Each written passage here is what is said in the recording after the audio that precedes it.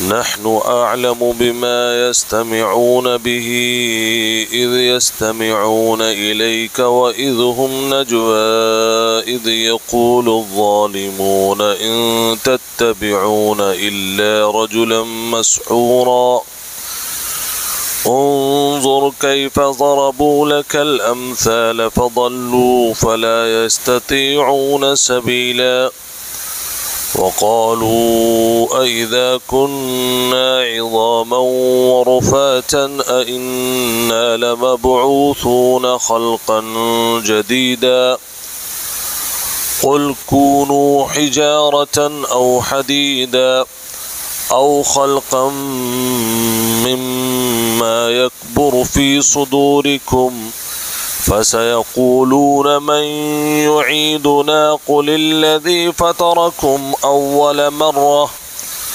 فسينغضون إليك رؤوسهم ويقولون متى هو قل عسى أن يكون قريبا يوم يدعوكم فتستجيبون بحمده وتظنون إن لبثتم إلا قليلا صدق الله العظيم.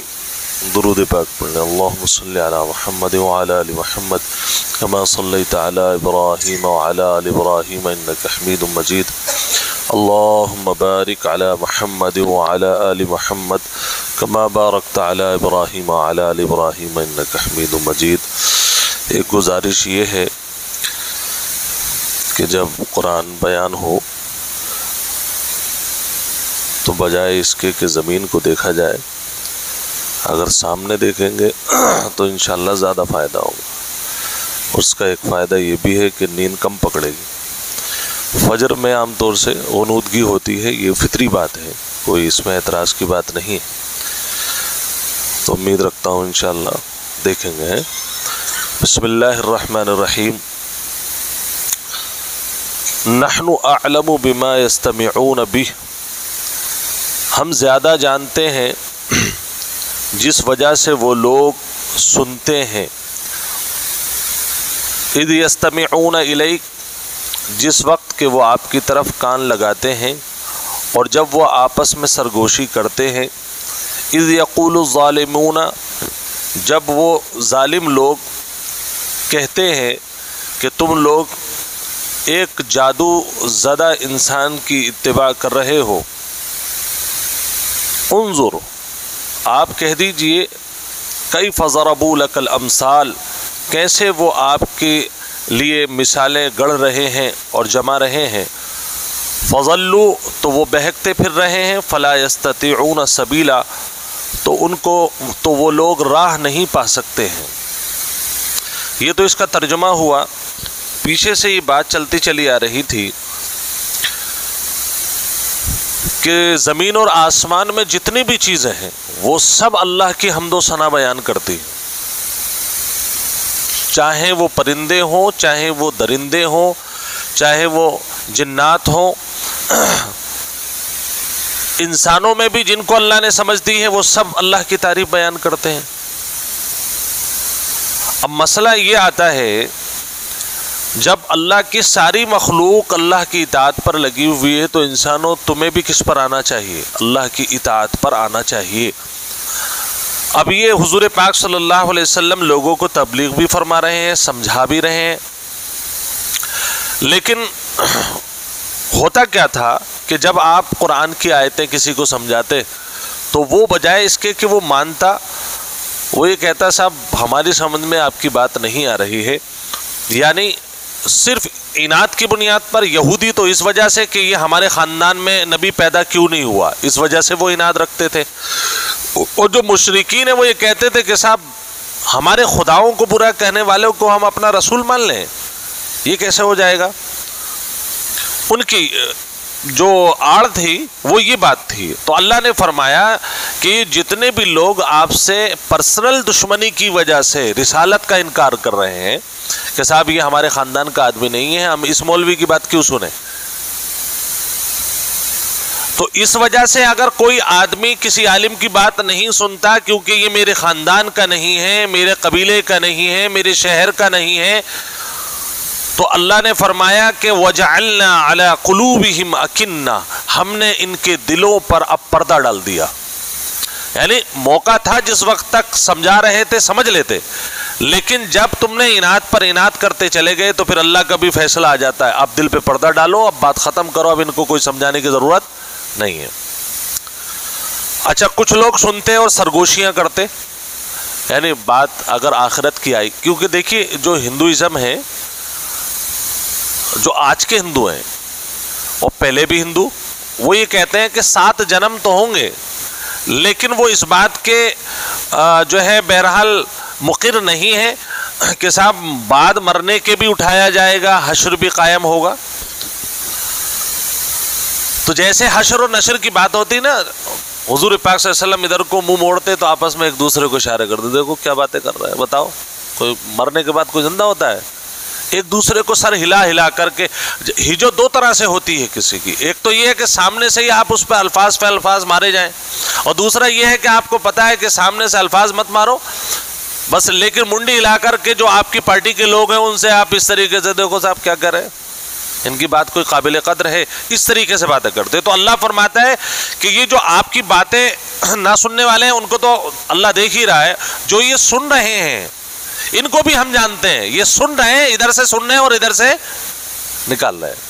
اذ یستمعون نحن اعلم بما یستمعون بہ، کس وجہ سے یہ آپ کی بات کو سن رہے ہیں ہم زیادہ جانتے ہیں. اذ یستمعون الیک، جس وقت وہ آپ کی باتوں کو سن رہے ہیں، واذ ہم نجوا، اور پھر پیچھے سے کیا کر رہے ہیں، سر ہلا ہلا کر کے ایک دوسرے کو اشارے کر رہے ہیں اور باتیں کر رہے ہیں آپ کے خلاف. ان ظالموں کو ہم سب دیکھ رہے ہیں، اور یہ ظالم پتہ کیا کہتے ہیں، جو لوگ مان رہے ہیں نئے نئے ایمان میں آ رہے ہیں ان سے کہتے ہیں ارے کس آدمی کی بات مان رہے ہو، اس پہ تو جادو لگتا ہے.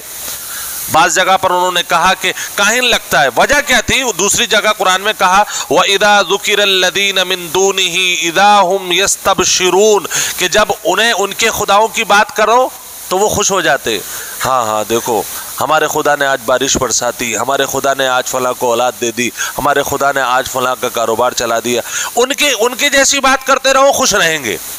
اور جیسے ہی آپ ایک اللہ کی بات شروع کرو گے بھاگ جائیں گے. ہماری قوم کا بھی یہی حال ہے. چند ہدایت یافتہ لوگوں کے علاوہ حالات قوم کے یہی ہیں. جس گناہ کو قوم کر رہی ہے اس گناہ کی تعریفات آپ کرتے چلے جائیے، آپ کو ہدیہ بھی ملے گا، آپ کو عزت بھی ملے گی، آپ کو پیسہ بھی ملے گا، آپ کو مفتی صاحب بھی کہا جائے گا. اور جہاں آپ نے ان کے گناہ کے خلاف بات کی، پھر وہ مفتی فقہ والا مفتی نہیں، مفتی مفت کا ہو جائے گا، ختم.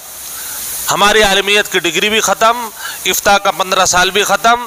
پھر تو وہ مولانا سے حافظ صاحب اور حافظ جی سے ملا جی پر بات آ جائے گی، لیکن وہ سننے کے لیے تیار نہیں ہوگا. اللہ فرما رہا ہے نحن اعلم بما یستمعون بہ، یہ لوگ جو آپ کو سن رہے ہیں اور سن کر کے ٹالنے کے لیے نیت سے سن رہے ہیں، یا تو زبردستی کسی آدمی نے، کوئی ایسا باوقار آدمی تھا جس کے کہنے پر یہ مسجد میں آ گئے اور آپ کی بات سننے لگے، لیکن سننے کا مقصد عمل نہیں ہے، ایسے بیٹھے ہوئے ہیں بس. اور یہ ہے کہ بس جو مطلب کی بات آئے گی وہ ہم سن لیں گے، بات عمل کر لیں گے، باقی جو ہے دیکھیں گے. تو اللہ فرماتا ہے ان کے نجوا کو، ان کی گفتگو کو ہم سمجھ رہے ہیں. انظر کیف ضربوا لک الامثال، اے نبی دیکھو تو یہ کیسے آپ کے اوپر مثالیں لگا رہے ہیں، آپ کو جادوگر کہہ رہے ہیں، آپ کو جاہل کہہ رہے ہیں، آپ کو کاہن کہہ رہے ہیں، آپ کو فلاں کہہ رہے ہیں. یعنی یہ لوگ کہا کرتے تھے ایسے. کیوں؟ ان کے گناہوں کے خلاف نبی علیہ الصلوۃ والسلام بول رہے، اس وجہ سے دشمن ہو گئے. ایک سے ایک بڑا الزام لگانے سے پہلے یہاں یہ دیکھیے کافروں کو سمجھایا گیا، وہ تو سب ختم ہو گئے. قرآن تو زندہ ہے، وہ قیامت تک رہے گا. اس کا مطلب یہ ہے کہ جو انہوں نے غلطی کی آپ مت کر لینا. اگر آپ کے اندر وہ گناہ کی عادت ہے جس کے خلاف بیان ہو رہا ہے اور آپ کا نام لے کر کے نہیں، نام لے کر کے بیان ہو تو وہ ٹارگیٹ بنتا ہے، وہ غلط ہے. کسی کی عزت کو اچھالنا غلط ہے. لیکن کسی گناہ کو بیان کیا جا رہا ہے، اللہ کی نافرمانی کو لے کر کے بیان ہو رہا ہے، آپ یہ سمجھیں کہ یہ اللہ کا کرم ہے کہ مرنے سے پہلے مجھے میری غلطی کا احساس دلایا جا رہا ہے، اور وہ بھی عزت کو اچھال کر کے نہیں، عوامی طور پر اللہ کے کرم کی بات ہے کہ قرآن کی آیتیں آج ہمیں سننے کا موقع ملا. آپ ترکستان اٹھا کر کے دیکھیے، ترکی کی ہسٹری، آج سینکڑوں سال، یعنی 100 سال تو آپ تقریباً آپ مان کر کے چلیں، ورنہ 70 سے 100 کے درمیان کا وقفہ جو گزرا ہے پچھلا، وہاں پر حالات یہ تھے کہ جس وقت مصطفیٰ کمال اتا ترک کی حکومت آئی تھی اور خلافت عثمانیہ ختم ہوئی تھی، اس وقت حالات یہ ہو گئے تھے کہ ترکستان میں کسی عالم کو بیان کرنے کی اجازت نہیں تھی. قرآن پڑھانے کی، قاعدہ پڑھانے کی بھی اجازت نہیں تھی، پکڑ کر کے جیل میں ڈال دیا. اس نے سب سے پہلا کام ہی یہ کیا، عالموں کو پکڑا، جیل میں ڈالا، کہیں کو کسی کی سزا سنائی، کسی کو کسی کی سزا سنائی. حالت یہ ہو گئی کہ دیکھتے ہی دیکھتے پورا معاشرہ یورپ کے انداز میں ڈھل گیا. ابھی آپ دیکھتے ہیں بہت خوش ہوتے ہیں طیب اردگان کو دیکھ کر کے کہ صاحب مسلمانوں کی طرف بول رہا ہے. آپ اس کی ہسٹری بچپن اٹھا کر کے دیکھیں کیسے اس نے قرآن پڑھا ہے. حافظ قرآن ہے لیکن کس انداز سے. ان کے شیخ کا بھی انتقال ہوا ہے پیچھے 4-6 مہینے پہلے.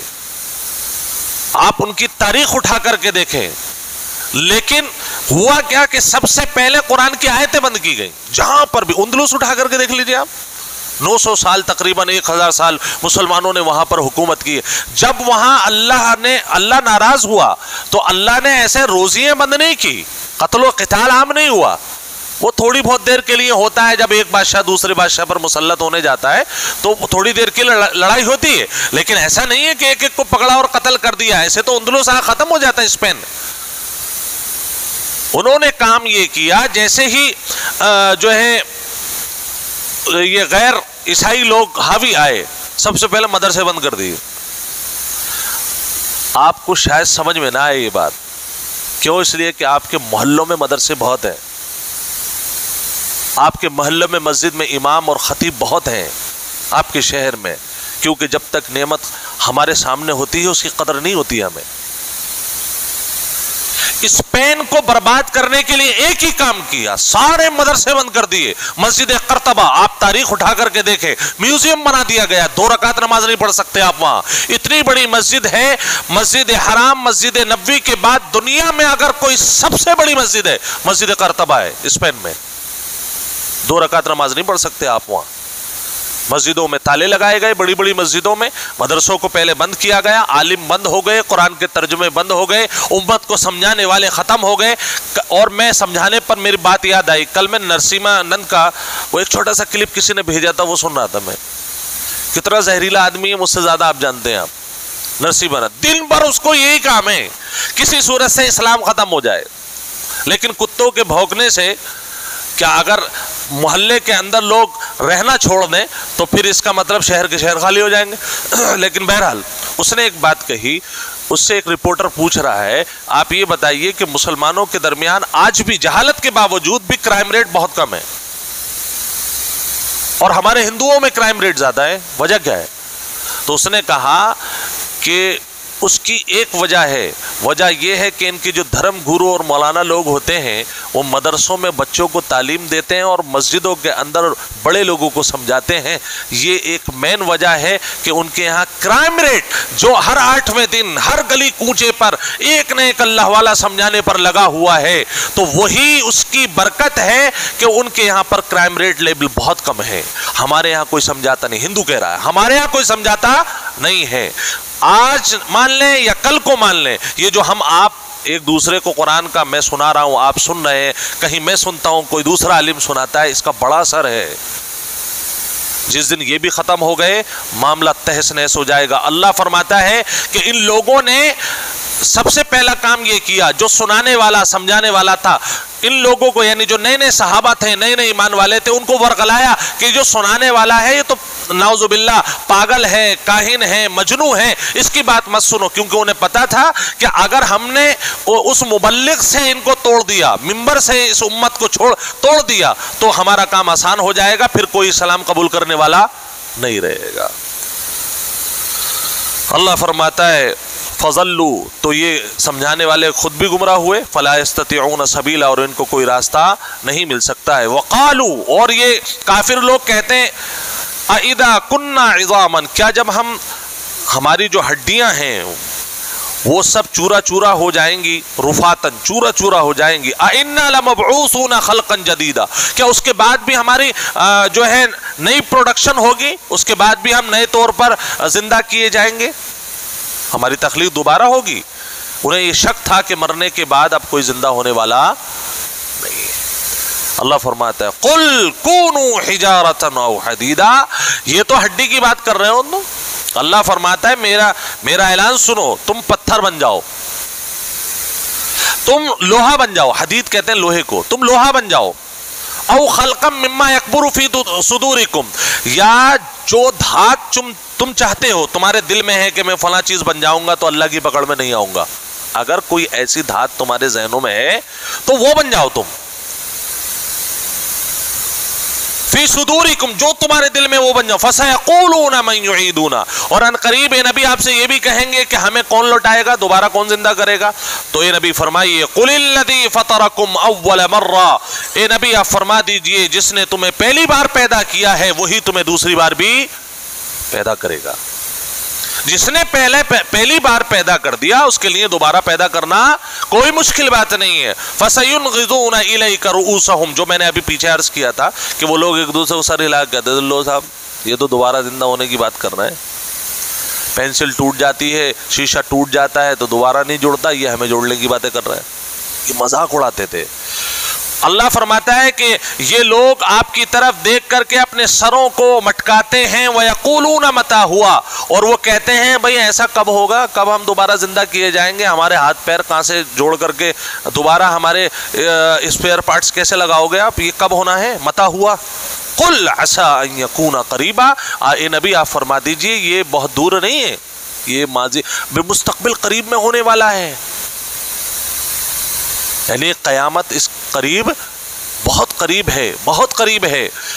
یوم یدعوکم فتستجیبون بحمدی، دیکھیے ایک حشر کے میدان کی خاصیت ہے، جب پہلا سور پھونکا جائے گا سب مارے جائیں گے، پھر دوسرے سور پر کیا ہوگا، سب اٹھائے جائیں گے، تو جب اٹھیں گے نا تو ایک تو ان کی اضطرار کی حالت ہوگی، تڑپتے ہوئے پھڑکتے ہوئے، اور ساتھ میں یہ بھی کہیں گے ایمان والے تو یہ کہیں گے الحمدللہ الذی اذھب عنا الحزن، یعنی اللہ کی تعریف کرتے ہوئے جائیں گے، ایمان والے، غیر ایمان والے، بودھزم والے، ہندوازم والے، سکھزم والے، سب کے سب اللہ کی تعریف کرتے ہوئے اٹھیں گے، کیونکہ پتہ ہے کہ آج اللہ کے سوا کوئی بچانے والا نہیں ہے۔ تو اللہ فرماتا ہے جو کام بعد میں کرنے والے ہو وہ آج ہی کر لو۔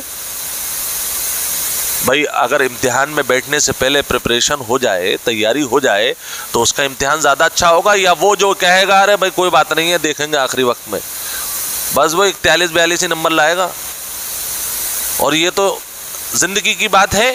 اور یہ بھی ہو سکتا ہے کہ اکثر و بیشتر ایسے لوگ جو پورے سال کھیل کود کرتے ہیں اور وہ یہ کہتے ہیں کہ امتحان میں بک دیکھ لیں گے، انہیں بک دیکھتے ہی بخار آنے لگتا ہے، یہ تجربہ ہمارا بھی ہے، کیونکہ جن لوگوں نے یہ کہا کہ ہمیں نہ تو کلاس میں جانے کی ضرورت ہے نہ کالج میں جانے کی ضرورت ہے، ہم تو بس سال کے آخر میں دیکھ لیں گے، جب پیپر ہوگا تو بک دیکھ لیں گے، یقینی 100% بات ہے کہ جیسی بک لیں گے نیند آ جائے گی۔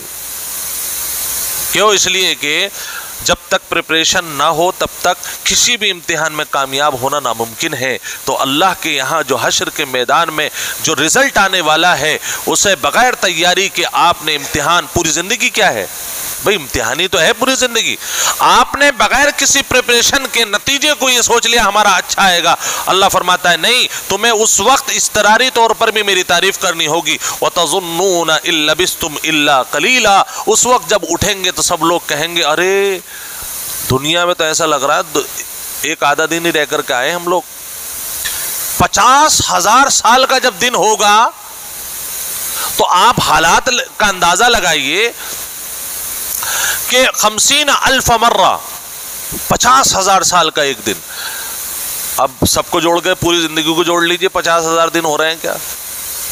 نہیں ہو رہے۔ تو اب جب آدمی اس ایک دن میں ہوگا تو وہ یہی کہے گا آدھا دن رہ کر کے آئے۔ تو اللہ فرماتا ہے میرے بندو صرف آدھے دن کی زندگی کے لیے تم نے پوری جو لامحدود زندگی اس کو تباہ کر لیا۔ شوگر لیول کسی کا 700 اور 600 ہے اور اس کے سامنے رسگلہ آ گیا، تڑپ رہا ہے کہ ایک کھا لوں، اور پیچھے سے گھر والے ڈنڈا لیے ہوئے، بھائی دیکھو اسے مت کھاؤ، کیوں؟ اس لیے کہ وینٹیلیٹر پہ جانے کا موقع ہے اب۔ تو اب ایسی صورت میں 700 جس کو شوگر ہے اسے اپنی لذت کے بارے میں سوچنا چاہیے یا اپنے علاج کے بارے میں سوچنا چاہیے؟ لاجکلی بات ہے۔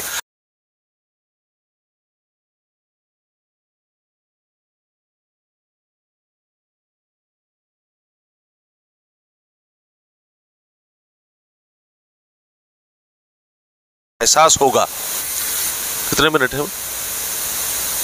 4 منٹ اور کر لیں، 2-3 آیتیں ہو جائیں گے۔ وَقُلْ لِعِبَادِي يَقُولُ الَّتِي هِيَ أَحْسَنُ، اور اے نبی آپ میرے بندوں سے اچھے انداز پر بات کریے۔ یہ دیکھیے تبلیغ کرنے کا انداز۔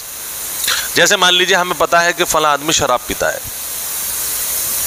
جیسے کہ کل بھی مجھے کسی صاحب نے اطلاع دی کہ محلے میں شادی کوئی سی بھی ہو، بوتلیں ضرور کھلیں گی۔ چند لوگوں کے بارے میں اطلاع ملی کہ ان کے ہاں جب شادی ہوتی ہے تو بوتلوں کا کھلنا لازمی ہے۔ یہ ہمارے مسلمانوں کا اور مسجد کے اطراف کے حالات ہیں۔ اس حالت میں اگر موت بھی ہو جائے نا، ایک صاحب کوئی پوچھ رہے تھے مجھ سے کہ اگر شرابی کی شراب کی حالت میں موت ہو جائے تو ایمان باقی رہتا ہے کہ نہیں؟ نہیں رہتا۔ حدیث میں ہے جس وقت نشے کی حالت میں موت ہو جائے اس وقت وہ کفر کی حالت میں اٹھتا ہے۔ واللہ عالم بالصواب، نبی پاک صلی اللہ علیہ وسلم کی حدیث یہی ہے، اور ہمارے بڑے دیکھتے ہوئے نکل جاتے ہیں، آپ بھی پکڑے جائیں گے۔ آپ حدیث میں ہے کہ وہ شخص ایک قیامت کے قریب ایسا منظر آئے گا کہ گناہ کبیرہ جتنے بھی ہیں، چاہے زنا ہو، وہ بالکل روڈ پر ہو رہے ہوں گے، اور اس وقت بھی امت کے سمجھدار لوگوں کی ذمہ داری اللہ نے دی کہ ان لوگوں سے یہ کہنا کہ بھائی سائیڈ میں زنا کر لو، سائیڈ میں گناہ کر لو، یہ اس وقت کا سب سے بڑا متقی ہوگا۔ لیکن اللہ نے اس وقت بھی جو لوگ سمجھدار ہیں ان کو ذمہ داری سے سبکدوش نہیں کیا ہے۔ آپ کی ذمہ داری ہے کہ آپ اسے پیارے انداز میں سمجھائیں۔ یہ انداز نہیں ہے کہ آپ الٹا سیدھا بولیں، اس کو گالی گلوچ کریں۔ اگر آپ اس کے والد ہیں، اگر آپ اس کے چچا ہیں، آپ کی بات مانی جا سکتی ہے تو آپ تو لاٹھی لے کر کے بھگائیے۔ لیکن اگر آپ ایک عام آدمی ہیں اور آپ کو یہ لگتا ہے کہ یہ آدمی اگر میں زیادہ اس کو کچھ کروں گا تو الٹا ریئیکشن ہو جائے گا، تو اللہ فرماتا ہے وَقُلْ لِعِبَادِي، میرے بندوں سے آپ جب بات کریں نبی يَقُولُ الَّتِي هِيَ أَحْسَنُ، تو ان سے صحیح طریقے پر، بہتر طریقے پر بات کریں۔ إِنَّ الشَّيْطَانَ يَنزَغُ بَيْنَهُمْ، بلا شبہ شیطان ان کے درمیان میں جھگڑا کراتا ہے۔ یعنی ایسا ہو سکتا ہے نبی کہ آپ کسی کو سمجھا رہے ہیں بھائی یہ سود کا کام غلط ہے، یہ زنا کا کام غلط ہے، لڑکی بازی مت کرو، فلانا کام مت کرو، تو آپ سمجھا رہے ہیں، ان نے ادھر کو سنا ادھر کو نکال دیا۔ کئی لوگ تو مجھ سے کہہ چکے ہیں، بولے مفتی صاحب اتنا بیان ہوتے ہیں، آپ اتنی کوشش کر رہے ہیں بیان کرنے کی، کوئی سمجھتا ہی نہیں رہا، تو کیا کریں؟ تو مطلب بند کر دیں کیا؟ تو آپ کو یہ لگ رہا اگر 1000 میں سے ایک آدمی بھی سمجھ گیا تو ہمارا تو کام بالکل پورا ہو گیا۔ اب مسئلہ یہ آتا ہے آپ کے کہنے پر کیا ہے، یعنی ان کا کہنا یہ تھا کہ جو نہ مانے ان کو تھپڑوں سے آپ منوائیے۔ اللہ فرماتا ہے آپ کا کام نہیں ہے، نبی اور نبی کے وارثوں کا یہ کام نہیں ہے۔ کیوں؟ اس لیے کہ شیطان تو چاہتا ہے کہ جب ہم سمجھائیں اور وہ نہ مانے تو ہم اس پر غصہ ہوں کہ تم نے میری بات کو کیوں نہیں مانا۔ نہیں، اگر آپ ایسا کہیں گے تو سامنے والا آپ سے لڑ جائے گا، اور جو آپ کو فائدے کی بات اسے بتانی ہے اس کا ریئیکشن اس کے اوپر غلط ہوگا۔ تو اس لیے آپ بہت نرمی سے بات کریں۔ ان الشیطان کان للانسان عدوا مبینا، بلا شبہ شیطان تو انسان کا کھلا ہوا دشمن ہے، وہ تو چاہتا یہی ہے کہ سمجھانے والے اور سمجھنے والے میں لڑائی ہو جائے، اور لڑائی ہوگی معاملہ ختم ہو جائے گا۔ اللہ تبارک و تعالی ہمیں ان تمام آیات کو سمجھنے کی اور ان پر عمل کرنے کی توفیق نصیب فرمائے۔ دعا کریں۔ الحمد لله رب العالمين والصلاة والسلام على سيد الأنبياء والمرسلين وعلى آله وأصحابه وذرياته أجمعين. ربنا آتنا في الدنيا حسنة وفي الآخرة حسنة وقنا عذاب النار. رب اغفر لي ولوالدي وللمؤمنين يوم يقوم الحساب. رب اجعلني مقيم الصلاة ومن ذريتي ربنا وتقبل دعاء. لا الہ الا اللہ الحلیم الکریم، سبحان اللہ رب العرش العظیم، الحمد للہ رب العالمین، عدد خلقہ ورضا نفسہ وزنۃ عرشہ، اللہم لا احصی ثناء علیک انت کما اثنیت علی نفسک، اللہم صل وسلم وبارک علی سیدنا محمد وعلی آلہ واصحابہ وذریاتہ اجمعین، اللہم انا نسألک موجبات رحمتک وعزائم مغفرتک والغنیمۃ من کل بر والسلامة من كل إثم، لا تدع لنا ذنبا إلا غفرته ولا هما إلا فرجته ولا مرضا إلا شفيته ولا حاجة من حوائج الدنيا هي لك رضا إلا قضيتها يا أرحم الراحمين يا أكرم الأكرمين يا ذا الجلال والإكرام يا حي يا قيوم برحمتك نستغيث أصلح لنا شأننا كله ولا تكلنا إلى أنفسنا طرفة عين۔ اے اللہ ہمارے گناہوں کو معاف فرما، پیارے اللہ ہم سب کو معاف فرما دے۔ اے اللہ تو بہت محبت کرتا ہے، اے اللہ تیری محبت کی علامت ہے کہ تو نے مسجد میں بلایا ہے، اے اللہ اپنی بارگاہ میں بلایا ہے۔ اے میرے اللہ، اے پیارے اللہ ہم سب کو معاف فرما دے، ہمارے گناہوں کو معاف فرما دے، اے اللہ ہماری زندگیوں کو گناہوں سے پاک فرما دے، اے اللہ ہماری شادیوں کو گناہوں سے پاک فرما دے، اے اللہ ہمارے یہاں پر خوشی اور غم میں ہر حال میں تجھے یاد رکھنے کی توفیق نصیب فرما۔ اے اللہ غموں سے نکالنے والا بھی تو ہے، اے اللہ خوشیاں دینے والا بھی تو ہے، اے اللہ جوڑے بنانے والا بھی تو ہے، اے اللہ ہمارے گھروں کی گندگیوں کو دور فرما دے، گناہوں کو ہم سے دور فرما دے، اے اللہ ہمیں نیکیوں پر لگا دے، اے اللہ ہمیں نیکیوں پر لگا دے، اے اللہ تیری رضا والے اعمال پر لگا دے۔ پیارے اللہ ہمارے کام تیرے علاوہ کوئی نہیں کر سکتا ہے، اے اللہ ہماری کامیابی تیرے ہاتھ میں ہے، اے اللہ ہمیں کامیابی نصیب فرما، دنیا میں بھی کامیابی نصیب فرما، آخرت میں بھی کامیابی نصیب فرما۔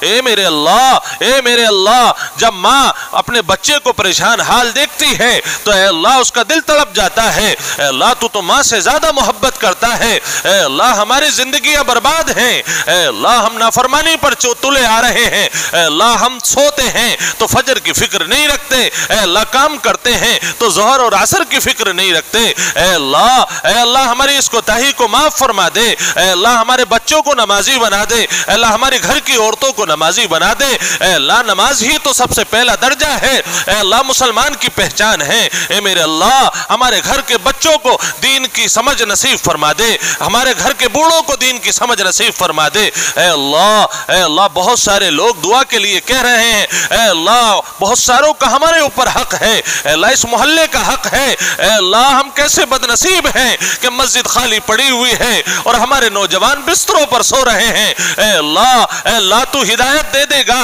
تو وہ سب آ جائیں گے، اے اللہ ان کے دلوں میں قبر کا خوف ڈال دے، اے اللہ ان کے دلوں میں حشر کا خوف ڈال دے، اے اللہ ان کے دلوں میں تیری محبت ڈال دے، اے اللہ تمام جوان مردوں کو مسجد میں آنے کی توفیق نصیب فرما، اے اللہ تیرے نبی نے فرمایا تھا کہ اپنے محلوں کو اپنے شہروں کو قبرستان مت بنا لینا، اے اللہ بے نمازی ایسا ہے جیسے قبرستان میں پڑا ہوا مردہ ہے، اے اللہ اگر ہم ایک نکل کر کے آ گئے اے اللہ باقی گھر تو قبرستان بن گیا، اے اللہ ہمیں اپنے گھروں پر محنت کرنے کی توفیق نصیب فرما، اے اللہ تہجد پڑھنے کی توفیق نصیب فرما، اے اللہ بہت سارے لوگ کاروباری اعتبار سے پریشان ہیں، اے اللہ ان کے کاروبار میں برکت نصیب فرما، اے اللہ بہت ساروں کے بچے پڑھ رہے ہیں، اے اللہ ان کی کامیابی بھی تیرے ہاتھ میں ہے، اے اللہ ماں باپ کی محنتوں کو اے اللہ برابر فرما دیجئے، بچوں کو کامیابی نصیب فرما، بچوں کو کامیابی نصیب فرما، امت کا خادم بنا دے، امت کا خادم بنا دے، اے اللہ تیرے ڈر اور خوف کے ساتھ میدان میں عمل کرنے کی توفیق نصیب فرما، جو مانگا ہے وہ بھی عطا فرما، جو مانگنے سے رہ گیا مناسب تھا وہ بھی عطا فرما، ان دعاؤں کو اپنے فضل و کرم سے حضور پاک محمد الرسول اللہ صلی اللہ علیہ وسلم کے صدقہ توفیل میں قبول فرما۔ ربنا تقبل منا انك انت السميع العليم وتب علينا انك انت التواب الرحيم صلى الله تعالى على خير خلقه محمد وازواجه وذرياته اجمعين آمين برحمته۔